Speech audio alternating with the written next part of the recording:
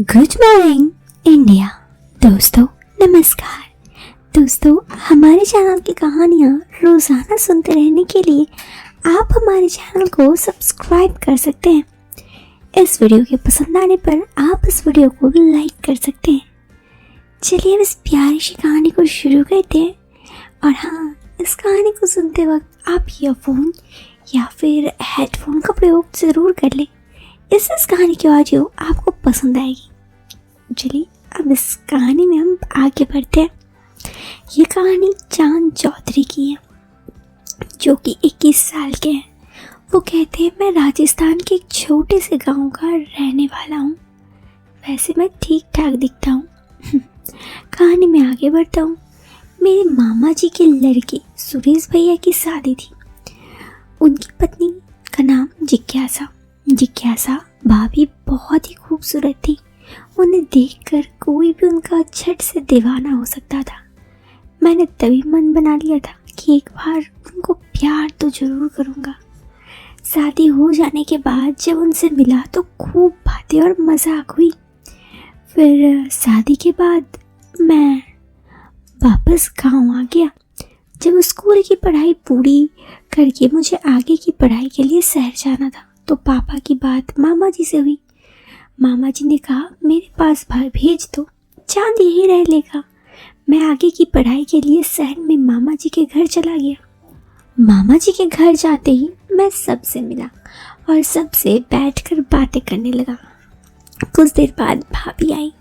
मैं उन्हें देखा तो 5.5 फुट की खूबसूरत गोरी मानो मेरे दिल में खो गई। उन्होंने बड़े प्यार से मुझे देखा और वेलकम किया और फिर हम दोनों की बातें होने लगी इधर उधर की। धीरे धीरे मैं उनसे काफ़ी ज़्यादा क्लोज हो गया। मैं उनसे खूब सारी बातें करता, हंसी मजाक करता। उससे बातें करते करते कब समय बीत जाता पता ही नहीं चलता। इसी बीच मैं उनसे हंसी मजाक में कुछ भी कह देता, लेकिन वो बुरा ना मानती।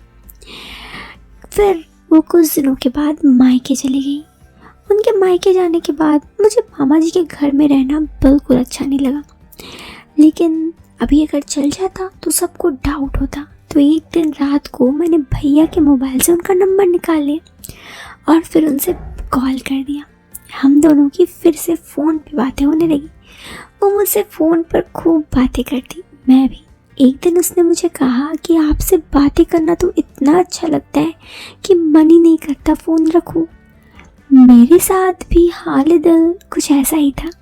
उनसे बात करना मुझे बहुत ही अच्छा लगता। ऐसे ही दिन बीतने लगे। हम दोनों की कुछ भी फ़ोन पे बातें हो जाती दिन भर। फिर 10 दिन बाद वो वापस लौट आई। उनके लौटने के बाद सब कुछ मानो फिर से नॉर्मल हो गया। हम दोनों आमने सामने हंसी मजाक करते, बातों का सिलसिला यूं ही इसी तरह चलता रहता।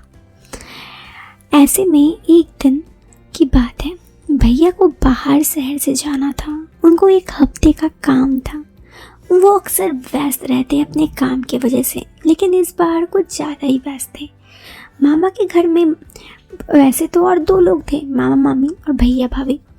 तो ऐसे में हम लोग एक दूसरे के साथ बातें कर रहे थे। उस दिन कुछ गेस्ट भी आए थे घर पे। हम दोनों की बातें करते करते रात के 12 बज गए। कब पता ही नहीं चला। वो मुझसे कभी कुछ कहती, कभी मैं उनसे कुछ कहता।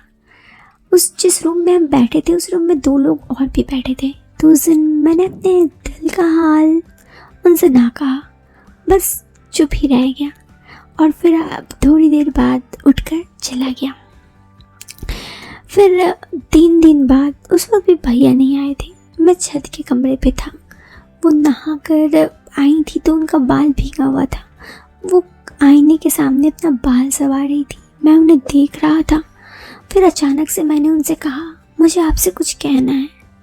उन्होंने मेरी तरफ देखा और कहा, इटला कर बोली, हाँ बोलो क्या कहना है। मैंने कहा मैं आपको पसंद करता हूँ। वो मुंह बना ली और कहीं अच्छा। मैंने कहा हाँ। उन्हें लगा कि शायद ये कुछ दिन साथ रखने के कारण अट्रैक्शन हुआ है और फिर वो बिना कुछ बोले वहाँ से चली गई। उसके बाद वो मुझसे बातचीत करना कम कर दी, एकदम ना के बराबर। मुझे बहुत बुरा लगता।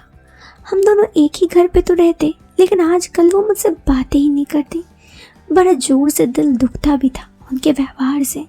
खैर एक दिन मैं उनको बिना बताए मामा जी के घर से गायब हो गया, अपने घर आ गया।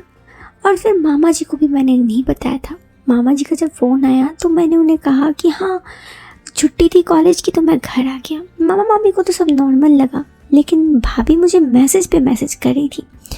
मैं समझ रहा था कि अब शायद उन्हें मेरी फीलिंग्स की कदर होने लगी है, लेकिन मैं इस चीज़ को और ज़्यादा थोड़ा समझाना चाहता था। इसलिए मैं अपने घर आ गया और घर पे कुछ काम पे व्यस्त होने लगा। इसी बीच वो मुझे कई बार मैसेज की और कॉल भी। मैं उनकी मैसेज और कॉल का इग्नोर करता और दूसरी लड़की के साथ फ़ोटोज़ भी लगाता उन्हें जलाने के लिए। करीब 1 महीना बाद मैं वापस गया। जब मैं वापस गया तो वो मुझसे बात नहीं की। शायद उन्हें इस बात का गुस्सा था कि मैं किसी और लड़की के साथ घूम फिर के फ़ोटोज़ लगा रहा था। लेकिन सच कहूँ तो ये सब मैंने बस उन्हें जलाने के लिए कहा था। फिर ऐसे ही वहाँ पे वक्त बीतने लगा। वो मुझे सबके सामने एकदम नॉर्मल बिहेव करती, लेकिन कम बात करती। इसी बीच भाभी भी एक बार मायके गई। इस बार जब वो मायके गई मैंने उन्हें एक दिन भी कॉल नहीं किया। और फिर मायके से भैया उन्हें वापस लेके आए और फिर भैया 10 दिन के लिए किसी काम से चले गए। इधर मामा मामी भी एक शादी में जाना था उन्हें, तो वो चले गए। घर पे भाभी और मैं अकेले थे। अब एक दफ़ा वो अपने कमरे में थी। मैं उन्हें देखा तो हॉल में आके बैठ गया। उन्होंने आते ही मुझे कहा क्यों अपनी गर्लफ्रेंड से बात नहीं कर रहे हैं। मैंने कहा मेरी गर्लफ्रेंड? मेरी तो कोई गर्लफ्रेंड नहीं है। तो उन्होंने कहा तब किसके साथ इतनी फ़ोटोज़ लगा रहे थे। इस पर मैंने कहा आपको मतलब? उन्होंने कहा हाँ मुझे क्या ही मतलब, वैसे भी मैंने आपको कहा ही था आपको मुझसे प्यार नहीं बस अट्रैक्शन है। उस वक्त मुझसे ये सारी बातें बर्दाश्त नहीं हुई। मैंने कहा मैंने तो वो फ़ोटोज़ आपको जलाने के लिए लगाया था, वैसे अगर मेरी गर्लफ्रेंड भी हुई आप तो आपको क्या मतलब। मैंने तो उस पर उसने कहा मैंने तो कहा ही था ये अट्रैक्शन है, प्यार नहीं है। मैंने कहा सच कहूँ तो मैं आपसे आज भी प्यार करता हूँ, लेकिन आपकी बातें मुझे दिल पे लग गई थी। भाभी ने कहा पर मैं किसी की पत्नी हूँ और तुम्हारी भाभी। मैंने कहा प्यार किसी से भी हो सकता है, इस पे क्या गुनाह है। अब भाभी भी मेरे प्यार को कबूल चुकी थी। उस दिन से हम दोनों की प्यार की शुरुआत हुई और ये प्यार कॉलेज के ख़त्म होने के बाद भी 4-5 सालों तक चला। लेकिन फिर मेरी शादी हो गई और मैं अपने ज़िंदगी में अलग हो गया। भाभी की आज भी मैसेज आती है, उनसे मुलाकात होती है, लेकिन दूर ही। बस ये प्यार जो हम दोनों के बीच था आज तक किसी को पता तो नहीं है, लेकिन हम दोनों के बीच रहा। इसी की थी ये कहानी। तो कैसी लगी दोस्तों आपको ये कहानी, कमेंट बॉक्स पे कमेंट करके ज़रूर बताएं। पसंद आई हो तो वीडियो को एक लाइक और चैनल पे पहली बार आए तो सब्सक्राइब करें। मिलते हैं फिर एक नए वीडियो में एक नया इंटरेस्टिंग टॉपिक के साथ। तब तक के लिए bye bye, take care, bye.